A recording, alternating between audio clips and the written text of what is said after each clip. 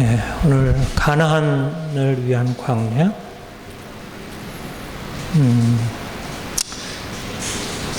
이스라엘 백성이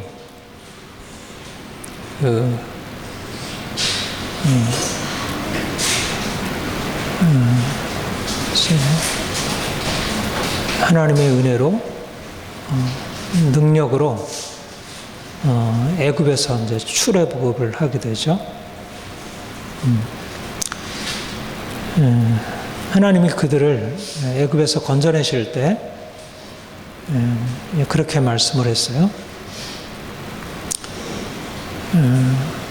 애굽에서 400년 동안 그 노역의 종살이를 이제 할 때 이스라엘 백성들이 너무 이제 고통스러우니까 하나님께 부르짖었고 그 부르짖음이 하나님께 상달되었다. 그래서 이제 하나님 모세를 불러 내시죠. 이제 모세가 이제 호렙산에서 이제 부름을 받게 돼요. 소리가 좀 울리는 것 같죠? 네.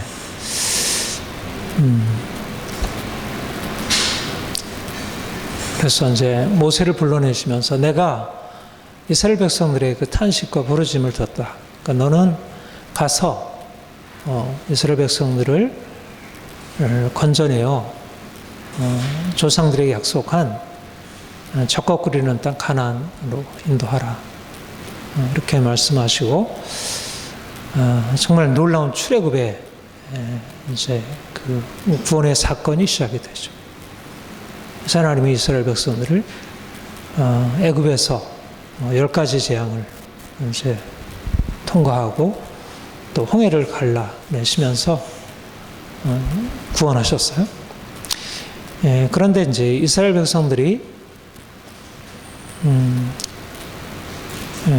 하나님의 능력으로 이렇게 이제 건진을 받고 그 목표는 약속의 땅, 가나안 땅이잖아요. 그런데 이제 그 가나안 땅으로 바로 들어간 것이 아니라 이제 광야를 거치게 하셔요. 이제 중요한 건 뭐냐면 이제 그 가나안 땅은 우리 본문에도 나오지만 그곳에는 골짜기든지 산재든지 시내와 분천이 흐르고 밀과 보리의 소산지, 포도, 무화과, 석류, 감람나무. 그러니까 너무 아름다운 땅이고 너무 풍성한 땅.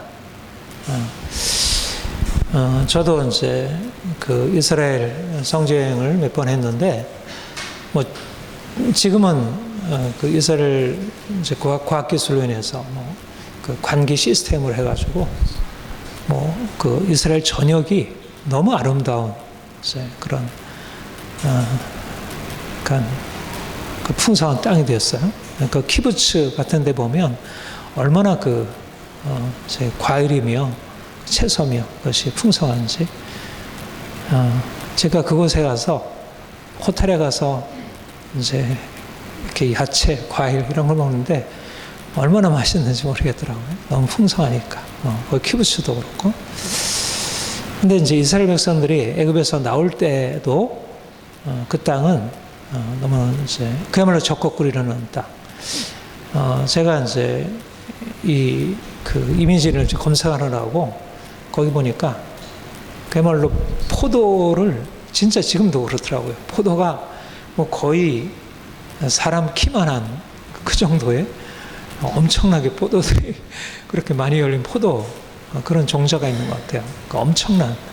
그러니까 그 성경에도 보면 그 두 사람이 이렇게 이제 그 어깨 메고 포도 송이를 이제 정탐꾼들이 이제 가지고 나왔다고 하잖아요. 그러니까 하나님이 이스라엘 백성들을 이제 그 땅, 아주 놀라운 옥토, 너무나도 좋은 땅으로 인도하셨어요. 근데 이제 이 가나안 땅이 무엇을 의미할까? 이거는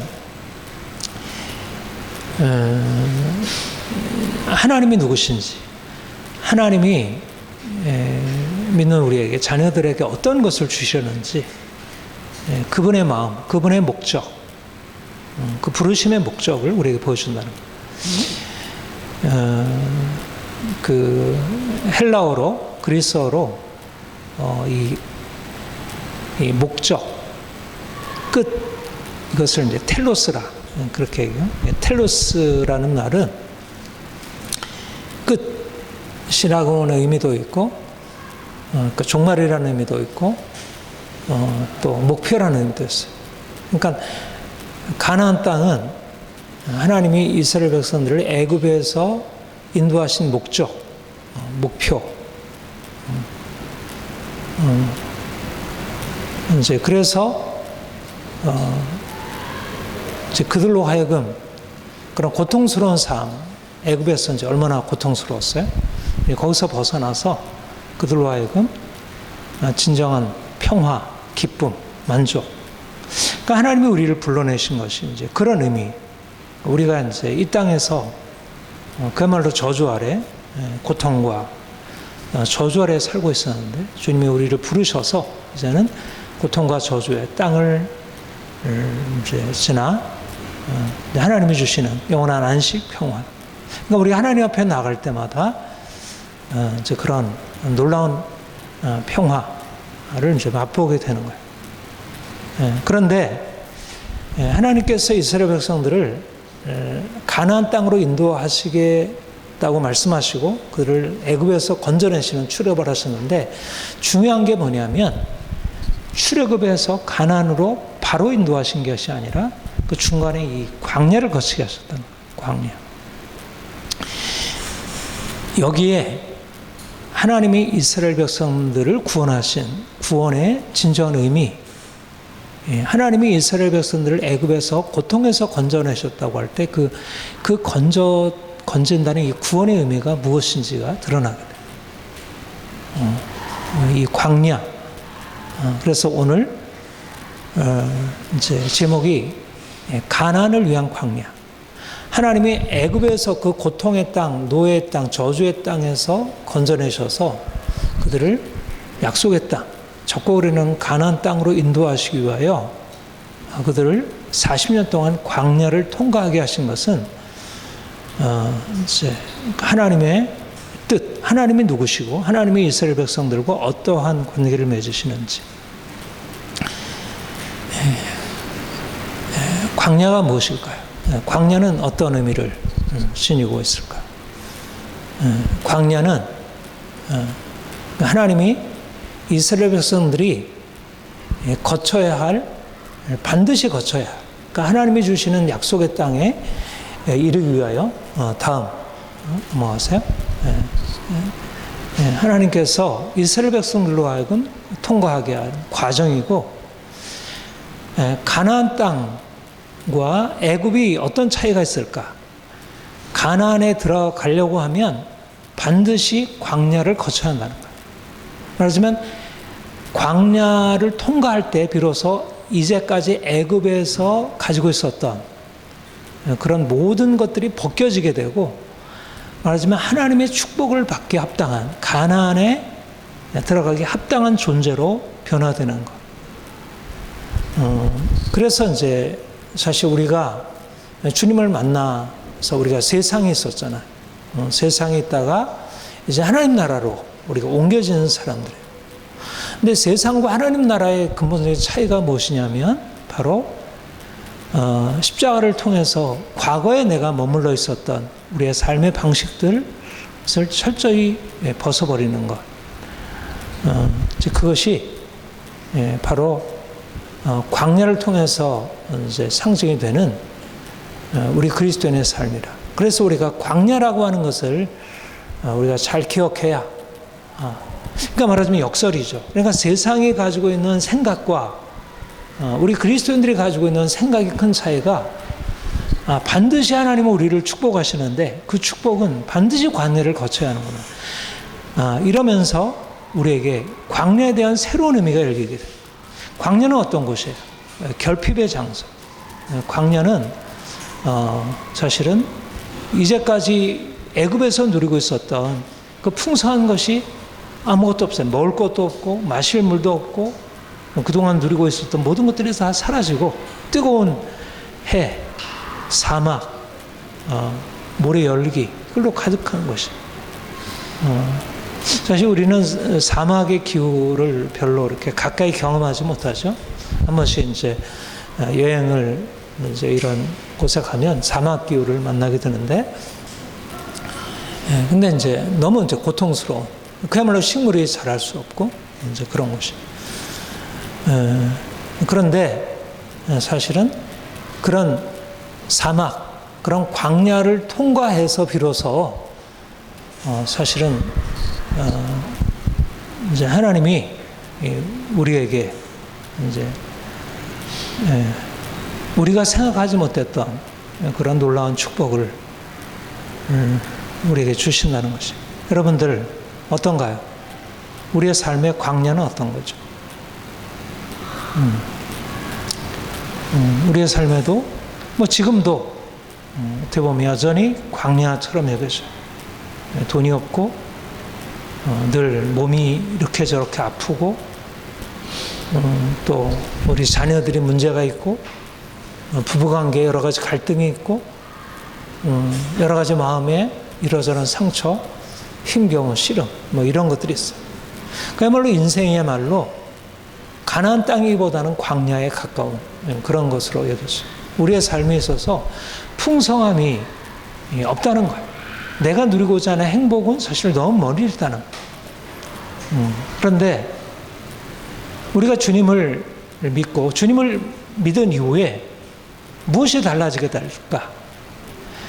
우리가 이미 광야 아래 살고 있는데, 말하자면 이 광야는 우리에게 너무 고통스럽고 빨리 거기서 벗어나고 싶은 그런 장소인데, 그런데 놀라운 사실은 뭐냐면 우리가 주님을 만나고 주님을 알게 된 이후로 광야의 고통, 광야의 결핍의 의미가 달라지게 된다. 이제까지 나는 왜 이렇게 몸이 늘 아프고 왜 이렇게 마음이 늘 답답하고 저 사람은 저런 인생에 있어서 이러저런 걸 누리고 사는데 왜 이렇게 힘이 들지? 말하자면 자신이 처해 있는 그런 답답함, 결핍 이런 것들이 도무지 이렇게 마음으로 잘 수용이 안 되고 거기에 잘 적응이 안 되는 거예요. 그렇잖아요. 그런데 주님을 만난 이후에 광야가 이미 하나님의 축복이라는 사실을 깨닫게 돼요. 이 광야는 나를 여러 가지 문제 상황 가운데 놔두고 있는 게 아니고 오히려 여기에 그야말로 놀라운 의미, 여기에 놀라운 뜻이 있다는 것을 깨닫게 돼요. 그게 무엇일까요? 다음. 여기에 광야의 결핍이 이스라엘 백성들에게 하나님이 그들을 광야로 인도하셨다고 그랬어요. 광야로 인도하셨고 광야를 통과하게 하셨어요. 이거는 조금만 지나면 한 몇 달만 지나면 그냥 바로 갈 수 있어요. 이렇게 하지 아니하시고 오히려 너희가 40년 동안 여기에 머물러 있어야 한다. 오늘 본문에 말씀하는 것이 3절에 너희 조상이 알지 못하고 이제 너희가 알지 못하던 만나를 먹이시고 광야에서 너를 낮추리고 줄이게 하신 이유가 뭐냐? 이는 사람이 떡으로만 사는 것이 아니요 여호와 입으로 나오는 모든 말씀으로 사는 줄 내가 알게 하라 하시며, 같이 한번 읽어볼까요? 시작. 사람이 떡으로만 사는 것이 아니요 여호와 입으로 나오는 모든 말씀으로 사는 줄 내가 알게 하려 하심이라. 하나님의 광야로 인도하신 목적, 하나님의 광야에서 풍성한 음식이 아닌 하늘의 만나를 먹이신 목적이 무엇일까? 그것은 그들로 하여금 새로운 눈이 열리게 하시기로, 그들의 생각이 바뀌도록. 말하자면 광야가 그들에게 있어야 할 이유는 이제까지 애굽에서 가지고 있었던 그들의 생각이 바뀌어지는 거예요. 애굽의 장소는 어떤 곳인가? 떡이 너무나 중요해요. 떡. 먹는 것이 너무 중요하고 먹고 입고 살아가는 것. 이게 인생의 거의 절대적인 의미가 되었어요. 이거는 옛날이나 지금이나 모든 세상 사람들이 갖고 있는 생각이고 믿는 그리스도인들도 우리가 몸을 가지고 이 땅에 살아가는 동안 먹는 거, 마시는 거, 내가 소유하는 거, 내가 소비하는 거, 인생에 있어서 너무나 중요한 가치를 가지게 돼요. 우리가 잠시는 잊을 수 있겠죠. 그러나 시간이 지나면 지날수록 우리의 삶에 거듭거듭 우리에게 다가오는 문제는 결국 먹는 문제예요. 떡으로만 사는 것이 아니오가 아니라 이 떡이 중요하구나. 떡이 너무나 중요하구나. 오늘날은 그거를 다른 말로 번역하면 돈이 중요하구나. 여러분, 믿었다고 해서 그 생각이 바뀌지나요? 바뀌지 않는 거예요. 먹을 것이 없으면 힘들고, 오늘처럼 또 이렇게 자본주의 사회, 모든 것이 너무 풍성한, 이미 어떻게 보면 가나안 땅이 되었고, 모든 사람들이 가나안의 복을 누리고 갖고 있는 그런 주변의 상황 속에서 내가 돈이 없고, 먹을 것이 부족하지 않죠. 어떻게 먹을 것이 부족하겠어요? 상대적으로 비교해서 다른 사람은 이것저것 다 사 먹는데 우리 아이들은 그러지 못하면 상대적으로 박탈감이 느껴지지. 옛날엔 이보다 훨씬 우리가 못 먹고 못 살아도 이렇게 어떤 결핍감을 느끼지 않았는데, 사실은 지금은 우리가 가난해서 못 먹을 거, 쌀이 없고 그래서 우리가 배고프진 않잖아요. 그러나 여전히 사람들에게는 먹을 것이 중요합니다. 말하자면 사람들에게 중요한 것은 뭐냐면, 인생에 있어서 가치에 있어서 먹고 입고 이 땅에서 소유하고 소비하고 살아가는 게 중요해요. 더군다나 오늘날 자본주의 사회 속에서 사람들이 공통적으로 공유하고 있는 생각은 돈이 인생에 너무너무 중요하다. 내가 일을 하는 것, 돈을 벌기 위함이고 좀 더 많이 벌어서 좀 더 많이 누리고 살아가는 것, 이것이 인생이야. 그러니까 결핍이 견디기 어려운 거예요. 실제적으로 우리는 광야도 아니고, 우리는 인생에 그렇게 전쟁으로 인해서 우리가 그렇게 가난한 것도 아닌데, 그러나 우리 마음 안에 이미 애굽적인 사고가 너무 꽉 차 있는 거예요. 사실 우리 한 달 정말 우리가 저렇게 해서 살면 얼마나가 필요할까요? 200, 300 그렇게 꼭 이상 채워져야 할까? 네, 그렇지 않죠. 아마도 4인 가족 살기에 150만 원 이하도 충분히 절약하면 살 수 있을지 모르겠어요. 그러나 이미 우리 안에는 오늘날 이 시대가 부여한 그런 가치관, 떡으로만 살아야 한다는 이런 가치관이 우리의 생각에 너무 강하게 들어와 있어요. 그래서 광야가 견디기 어려워. 그러니까 실제적으로 광야라서 견디기 어려운 게 아니라 광야를 견디기 어려워하는 우리의 사고가 있는 거예요. 다시 말하면 애굽에서 길들여진, 이제까지 애굽에서 너무나 길들여졌고 수많은 사람들이 살고 있는 애굽의 삶의 방식이 우리 안에도 너무 강하게 영향을 미치고 있는 거예요. 저는 요즘 이 부분에 대해서 사실 심각하게 많이 생각을 해요. 우리 자본주의적인 삶의 방식에 대해서. 말하자면 돈이 중요하고 우리 욕망을 만족시켜야 한다는 우리의 너무나 당연시 되고 있는 삶의 방식에 대해서 건강하지 못하다. 병든 것이다. 그리고 이것은 오늘 요즘에 하는 얘기가 그랬잖아요.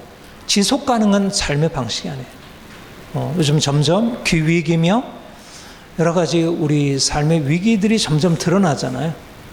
지속 가능하지 않아. 계속 경고하지만 우리의 가까이 느껴지지 않을 뿐이지 사실상 지속 가능한 삶 방식이 아니에요. 그런데도 사람들은 이미 길들여진 것에 눈이 멀어서 거기서 벗어나기 어려워. 사람이 떡으로만 사는 것이 아니고 오직 하나님의 입으로 나오는 모든 말씀으로 산다는 것은 사실상 이거는 광야에서 하나님께서 우리에게 가르쳐 주시고자 하는 새로운 가치관이에요. 말하자면 우리가 가나안의 백성, 하나님 나라의 백성이 되기 위해서 우리가 가져야 할 것은 이제까지 가지고 있었던 세상적인 가치관, 애굽적인 삶의 방식, 돈이 중요하고 우리의 욕망을 충족시켜야 인생이 행복하다고 하는 우리의 삶의 방식에 대해서 근본적으로 사실 문제시해야 한다. 하나님께서 이것을 다루셔서 우리로 하여금 돈이 중요하다 생각했는데 먹고 입고 사는 게 중요하는데 연봉이 중요하다 생각하는데 그게 아니구나. 하나님의 말씀, 하나님이 천지를 창조하셨고 온 우주를 창조하시고 그가 말씀으로 이 세상을 운행하시고 우리로 하여금 하나님 나라의 놀라운 것을 우리에게 약속하신 그분, 그 말씀을 아는 것, 그 말씀에 응답하는 것, 그 말씀에 우리를 끌어가는 것, 말하자면 새로운 차원이 열리는 것입니다. 여러분, 이 말씀에서 뭐 나오지 않잖아요. 여기서 뭐 떡 나오나요? 여기서 뭐 돈 나오나요? 여기서 맛있는 음식 나오나요? 집 나오나요? 안 나오잖아요. 그런데 이 말씀이 생명의 원천이라. 떡이 아니라 사람들이 추구하는 떡이 그 욕망이 만족이 되어야 인생이 편하고 자유로운 게 아니라 그거는 결국 애굽의 삶이라는 거예요. 우리로 하여금 풍성한 것을 먹이시기 위해서 구원하신 게 아니라는 거예요. 물론 우리로 하여금 풍성한 것을 먹이시기 위함이지만 그러나 그보다 다른 게 있다는 거예요. 우리의 생각이 바뀌어지는 거, 우리의 가치관이 바뀌어지는 거. 그래서 예수님께서 이것을 이렇게 말씀하셨어요. 마태복음 6장 33절 잘하는 말씀이죠. 우리 같이 한번 읽어볼까요? 시작. 그런즉 너희는 먼저 그의 나라와 그의 의를 구하라. 그리하면 이 모든 것을 너희에게 더하시리라. 사실은 떡이 있어야죠. 일용할 양식이 필요해요. 주님이 일용할 양식이 필요 없다고 하지 않으셨죠.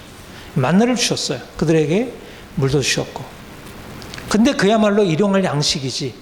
우리가 이 땅에서 먹고 입고 살아가는 것은 삶의 목적은 아니라. 그게 삶의 목적이 되어서는 인생이 병들게 되고 반드시 인생이 망하게 된다. 그리스도인과 세상 사람들의 차이는 뭘까? 우리가 먹지 않아도 될까? 우리는 돈이 없어도 될까? 우리는 집이 없어도 될까? 우리는 그냥 이슬만 먹고 사는 사람인가? 그렇지 않죠.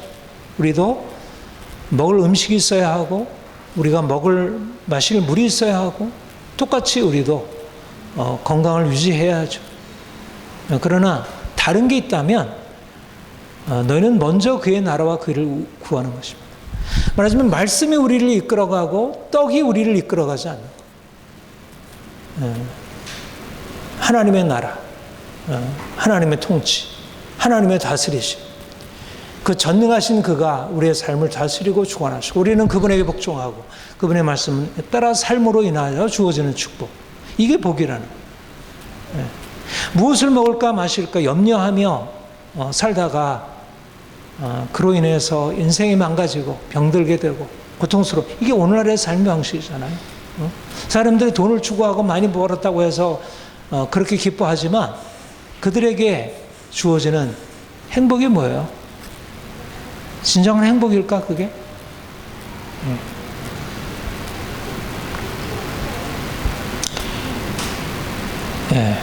그래서 하나님이 이스라엘 백성들을 광야로 인도하신 것입니다. 광야. 하나님께서 광야의 결핍으로 이끌어 가신 다음 광야의 결핍으로 이끌어 가신 그 의미, 그것이 무엇일까? 그들의 현재 상태를 드러내게 하기 위해. 여러분들 풍성할 때는 내가 제대로 살고 있는지 안 살고 있는지가 드러나잖아요. 근데 여러분 어때요? 건강에 문제가 생기면 이제 내가 문제구나 이걸 발견하게 되죠. 마찬가지로 이스라엘 백성들이 모든 것에 만족이 되면 그들이 제대로 살고 있다고 생각해요. 그 내면 안에 있는 문제가 드러나잖아요. 그런데 외적으로 문제가 드러나게 되면 그들이 이제까지 무엇을 의지하고 무엇에 목표를 두고 무엇을 위해서 살았는지가 드러나요. 그래서 결핍이 필요한 거예요. 그런데 잘못 생각해서 내가 이게 부족한 건 내가 너무 위기야. 그래서 이걸 빨리 해결해야 돼. 사람들이 그렇게 생각하잖아요. 근데 하나님이 우리에게 광야로 이끄신 이유는 우리로 하여금 그곳에서 새로운 걸 깨닫게 하시고 우리 내면의 문제가 무엇인지를 발견하게 하려고 어떻게든지 노력해가지고 우리의 결핍을 채우는 게 목적이 아니고 보다 근본적인 것은 그 결핍 안에 우리를 향하여 하나님께서 들려주시고자 하는 것을 들어야 돼요. 거기 안에서 중요한 발견이 있어야 돼요. 우리 2절 한번 같이 읽어볼까요? 시작. 네 하나님 여호와께서 이 40년 동안에 내게 광야 일을 걷게 하신 것을 기억하라. 이는 너를 낮추시며 너를 시험하사 내 마음이 어떠한지 그 명령을 지키는지 지키지 않는지 알려 하신. 너를 시험하사 테스트를 해보는 거예요. 테스트. 광야는 우리 자신의 실상이 드러나는 곳이에요. 여러분, 내가 몸이 아프고 이러저런 삶에 문제가 생기고 우울하고 힘들고 이거는 그 자체로 고쳐야 할 질병이 아니고 우리에게 무엇인가 하나님께서 시험해서 드러내주는 거예요. 네. 여러분은 어때요? 삶의 결핍 때문에 힘들고 내가 답답한 거 이거는 그것을 빨리 해결하라는 건가? 그보다 더 먼저 알아야 할 것은 내가 말씀이 내 인생을 끌어가고 있는지 내가 명령을 지키고 있는지 지키지 않는지 이게 중요하다는 거예요. 그러니까 일반적으로 세상에 바라보는 광야를 바라보는 시선과 우리 믿는 사람들이 광야를 바라보는 시각은 전혀 달라요.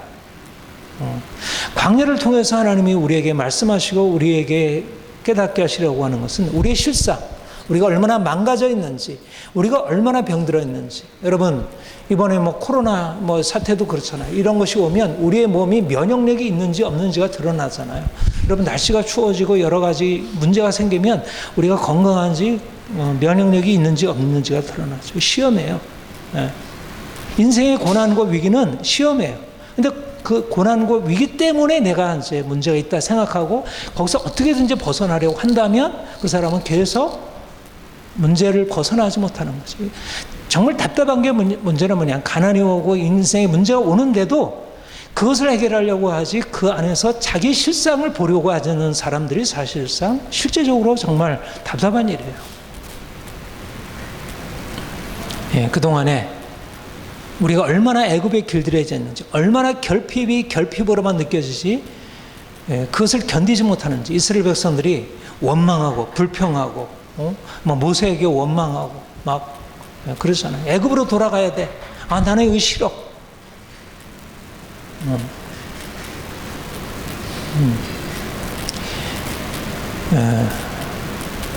주님이 우리를 건져내신 것은 우리로 하여금 가나안 땅의 놀라운 축복으로 이끌어 가시기 위함이에요. 1절에 이렇게 말씀하셨어요. 내가 오늘 명하는 모든 명령을 너희는 지켜 행하라. 그리하면 너희가 살고 번성하고 여호와께서 너희 조상들의 맹세하신 땅에 들어가서 그것을 차지하리라. 이게 하나님의 비전이에요. 이게 우리가 소유할 비전이에요.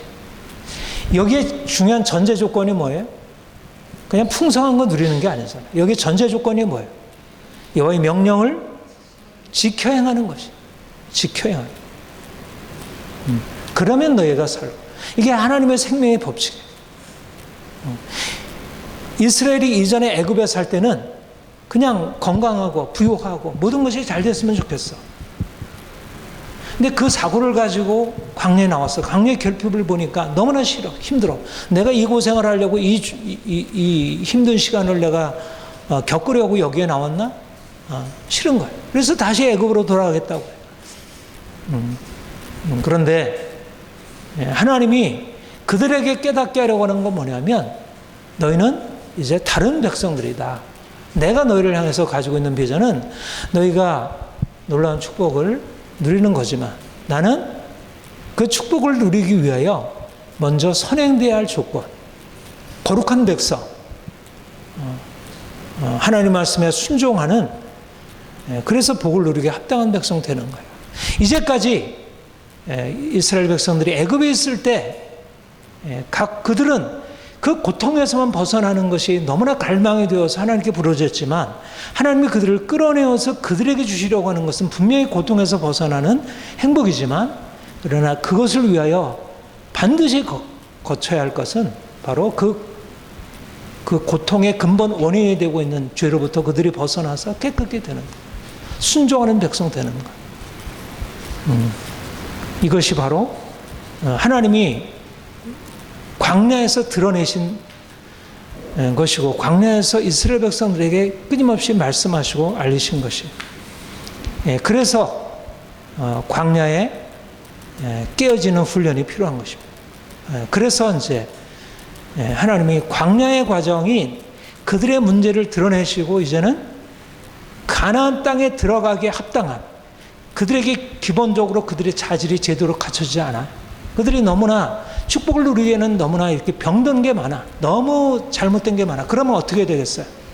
이제 거기서 벗어나기 합당한 모습으로 바뀌어져야지. 자꾸 옛날로 돌아가려면 해요. 그러니까 자꾸 이제 깨어지는 거예요.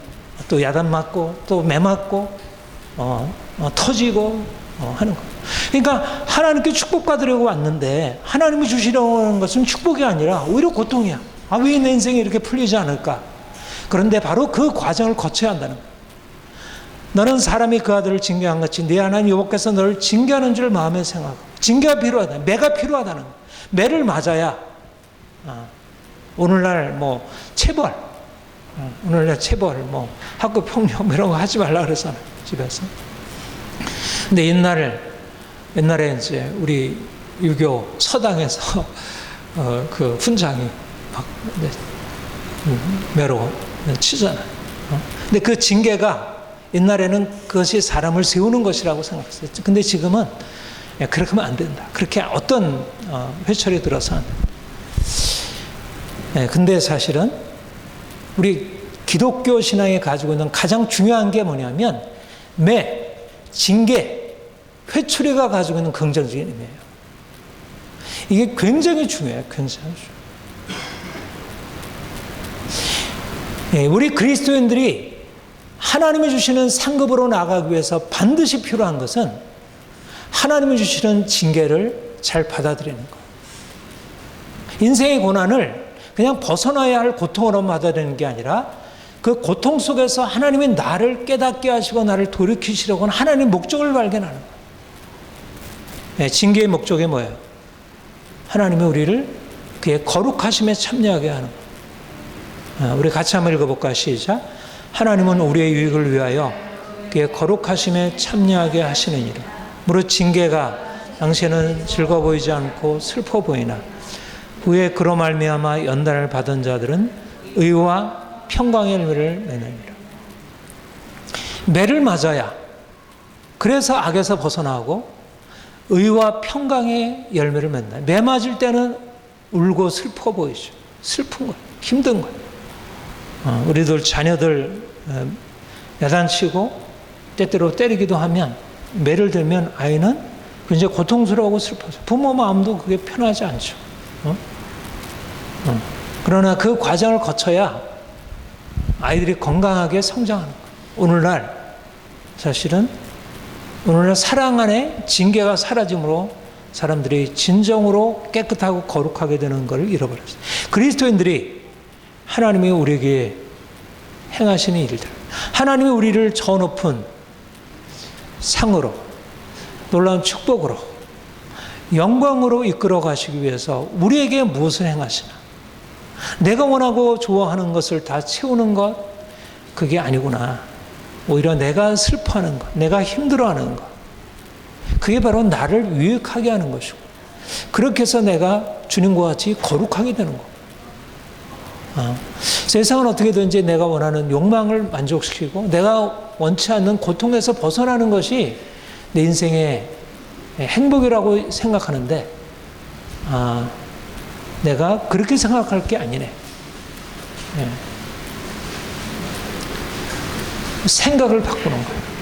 이게 바로 하나님이 이스라엘 백성들에게 광야를 통과하게 하시면서 수많은 고통을 감수하게 하는 일이에요. 그러니까 눈앞에 보이는 결핍, 눈앞에 보이는 고통스러움, 내가 겪고 있는 것을 보고 있느냐, 아니면 이 고통을 지나 내가 하나님의 예비해 놓으신 놀라운 상급으로, 축복으로 나갈 것을 바라보느냐.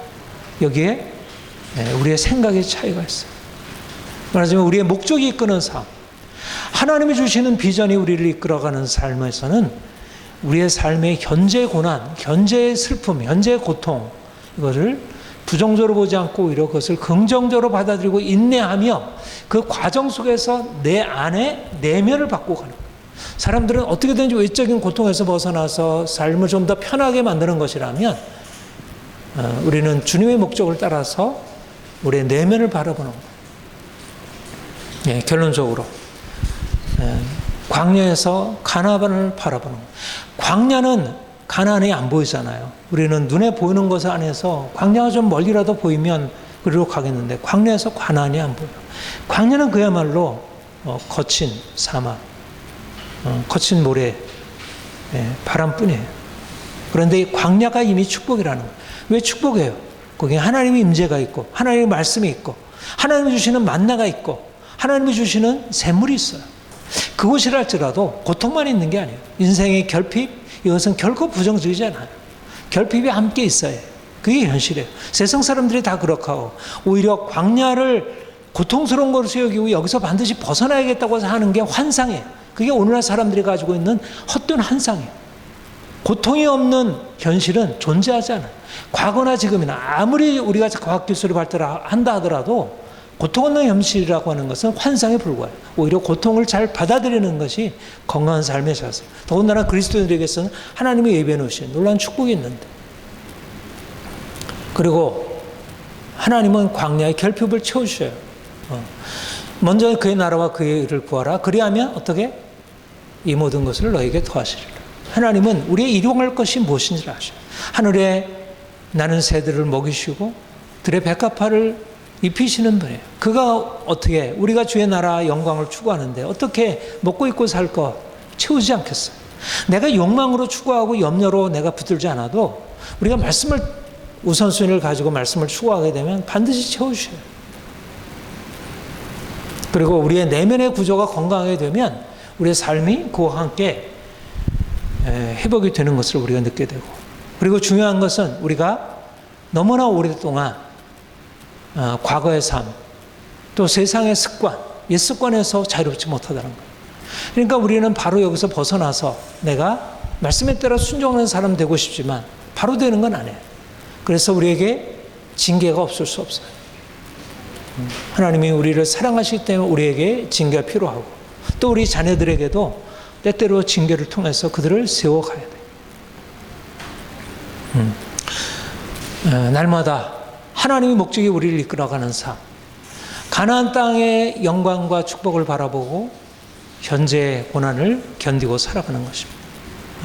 그래서 지금 당장에는 내가 원하는 것이 이루어지지 않고 너무나 힘들고 답답하고 그럴지라도 우리 앞에 하나님이 예비해 놓으신 축복이 보이고, 내가 이 축복, 이 하나님의 나를 주시려고 하는 그 높은 부르심에 지금 내가 현재 합당하게 살아가고 있는가, 그것에 맞춰서 끊임없이 재조정을 해야 돼. 내가 이전에 세상에 맞추어서 삶을 살아왔던 것을 이제 돌이켜서 하나님이 나에게 이끌어 가시려고 하는 그 영광스러운 목적에 내가 합하도록 삶을 끊임없이 재조정하고 거기에 맞춰서 내 자신 안에 있는 것들을 끊임없이 만들어가야 돼.